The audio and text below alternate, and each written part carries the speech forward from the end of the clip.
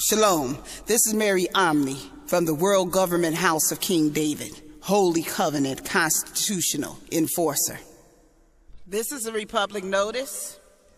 It's a beautiful fall day, 2013 in October in Alaska. Nice temperature, nice sun.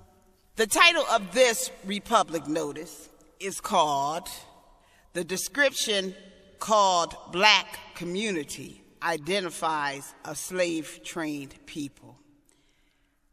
In 2013, you still have a lot of blacks calling themselves the black community. They get their cues from the media. They're directly controlled. The media owns their brain, lock, stock, and barrel. If they calling themselves a community, that's the evidence that the media and the larger society own their brain, because the larger society has marginalized them as a community. They adopted this marginalization, and they are carrying it on well into now 13 years into the 21st century, which is really pretty sad. Now, it's sad when you think that 144 or 45 years ago, blacks was calling themselves a nation. So we had blacks way more advanced 145 years ago than blacks are now. 145 years ago, blacks knew themselves was as a nation and a constitutional nation. And so I gotta take you back. You gotta go backwards in time 145 years to step forward now. You know, step backwards 145 years to come forward now, because your ancestors was way more advanced than you are now. You are repeating whatever the larger society calls you. You adopted lock, stock, and barrel. 145 years ago, blacks knew they was a nation. They became a nation in 1866 because they gained contractual enforcement rights as a non-consenting nation in all territories, jurisdictions, and states. Okay? I mean, so, you know, back to the future.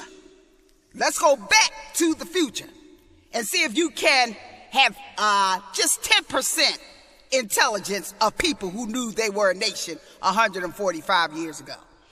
Because there's hardly nobody who comes to America call themselves a community unless it's the gay community. And they call themselves a community because they know they don't have one constitutional amendment on their gay behaviors. Not one. You know, they use blacks' mule.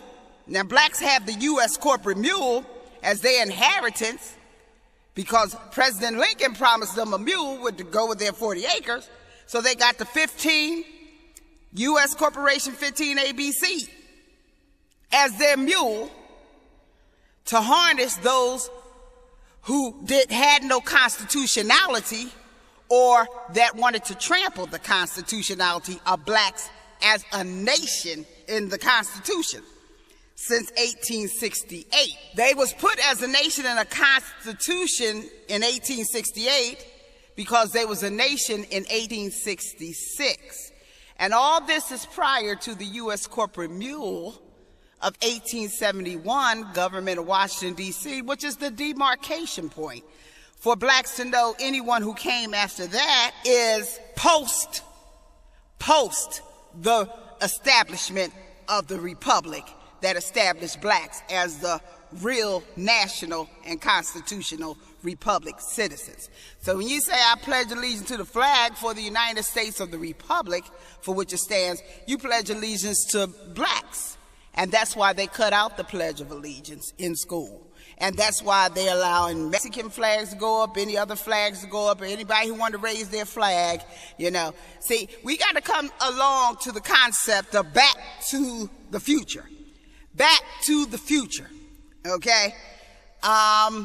You know, you was programmed to forget. It's not all your fault. So I'm going to say this up front, and I'm going to say it, but I don't want you to take it as you can lie in this as an excuse. But I'm going to say this, and I'm going to say this for blacks and anyone who's listening to this. The Most High and His Son, King Yeshua, have blacks as the blameless, the non-consenters. They're not going to be blamed for nothing, okay? You know, not even their ignorance of today.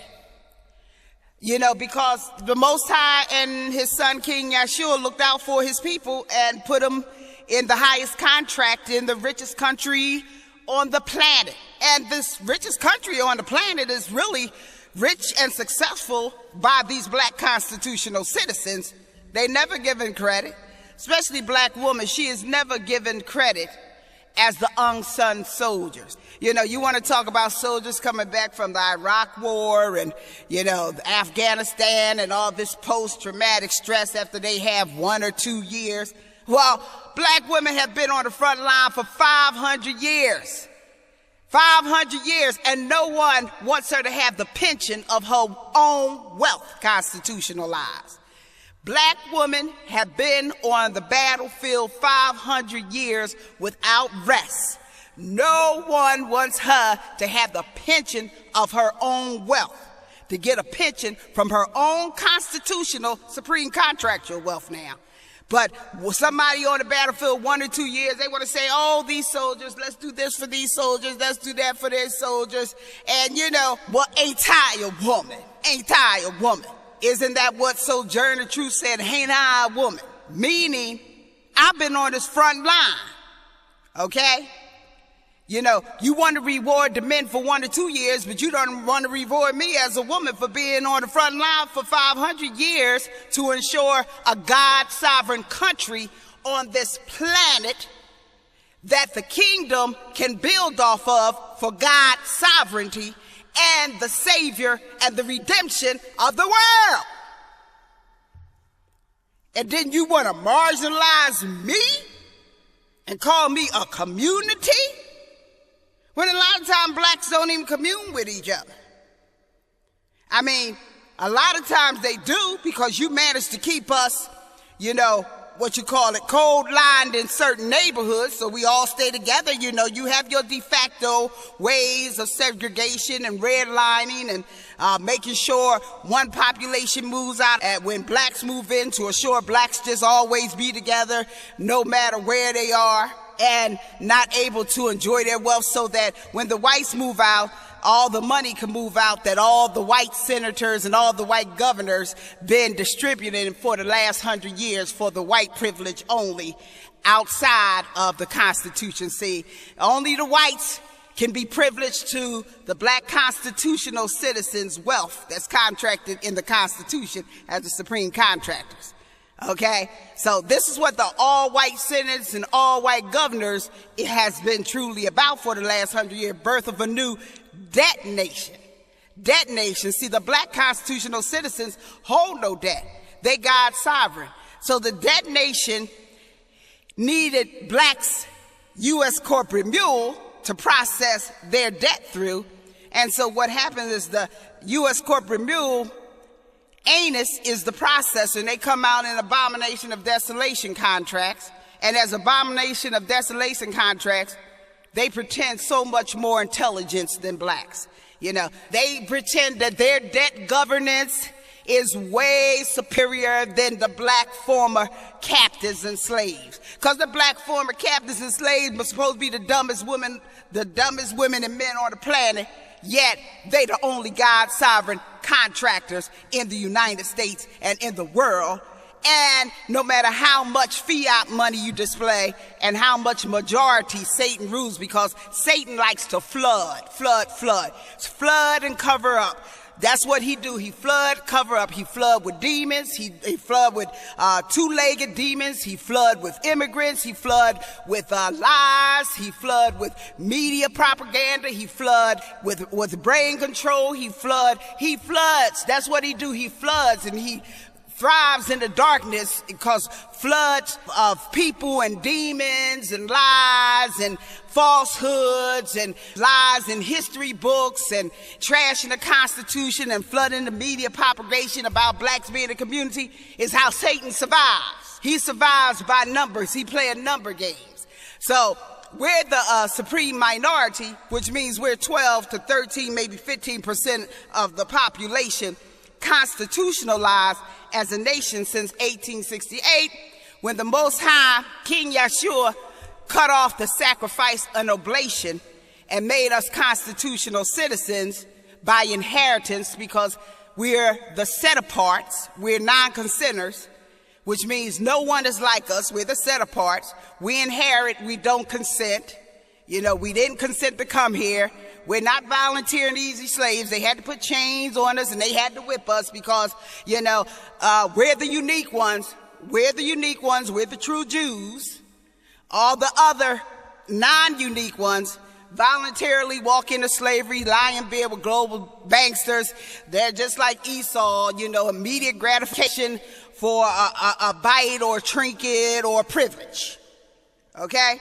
So where is me as an unsung hero of 500 years of on the front line of God's sovereignty? Why don't the Veterans Administration even want to give me part of any of my wealth as being a soldier that was written as 3/5? Just that 3/5 designation should entitle me to all kinds of veterans benefits, all kinds of Social Security, all kinds of pensions, all kinds of everything, because 3/5 mean you were treated as lower, even though in the cosmic it has another meaning of the dark matter and the trifecta of the supreme black woman. Okay? Now that's what it means in the cosmic. But according to Babylon definition, I was lower, and that's the way they treated me, as lower. So if that identifies me as being lower or less than a person, then I don't have to prove my disability and I don't have to prove my soldiering, because you saying that you trampled me and you saying that you know that I had an incapacitation at the beginning. So why should blacks have to prove their incapacitation now? Now see, I'm all over the place. This was about blacks. Please stop calling yourself a community. It's a slave train terminology that Satan flooded in your brain and you adopted. Stop showing your brain has no critical thinking. And even if it don't have no critical thinking, it's damn well that you start pretending to do, because 145 years our ancestors knew we was a nation. So take your behind back to the future and always speak yourself as a nation, and bite your tongue when you say community, because you insult the blood of our people. This is Mary Omni from the House of King David. Shalom. This is Mary Omni from the House of King David. Shalom.